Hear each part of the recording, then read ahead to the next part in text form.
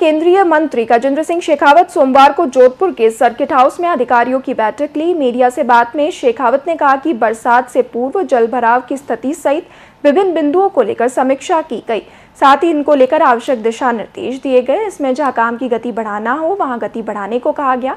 केंद्रीय मंत्री ने कहा कि सभी के प्रयासों ने इस बार शहरवासियों को हर बार वाली भयावह स्थिति देखने को नहीं मिलेगी, लोगों को कुछ राहत मिलेगी। गत वर्ष बरसात के समय में हमने ये तय किया था प्रशासन के साथ में बैठ करके कि ऐसे सारे एरिया जहाँ वाटर लॉगिंग होती है, जहाँ जल भराव होता है बरसात के समय में, उन सबको हम चिन्हित करें और एक बार धीरे धीरे उनके स्थायी समाधान के लिए काम करें। लेकिन इस तरह से एक बार रचना करें कि अगले बरसात में इस तरह का कष्ट न हो। उसकी कुछ योजना बना करके पिछले दिनों में काम किया था, कहीं स्थायी काम कहीं अस्थायी काम, ये करके कि आने इस कम से कम बरसात में लोगों को जल भराव के कारण से कष्ट न हो और पानी का प्रवाह जो है वो निकासी सुचारू रूप से चलती रहे।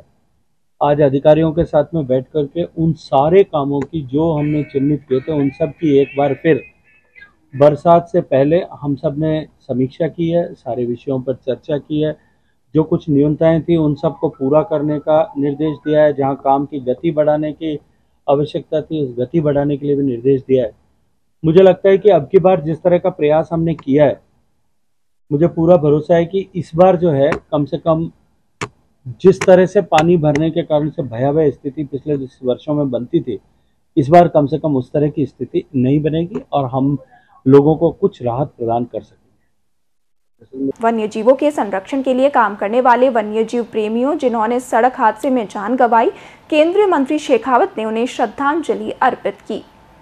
वो पेमानी जी ने अपने इस छोटे से जीवन में लगभग 30 साल के कालखंड में न केवल हिरणों के संरक्षण के लिए काम किया, सैकड़ों अवैध शिकार की गतिविधियों को रोकने और उनको खिलाफ कार्रवाई को सुनिश्चित करने के लिए काम किया, अपितु तो गोडाउन के संरक्षण के लिए बहुत अद्भुत सेवाएं दी थी।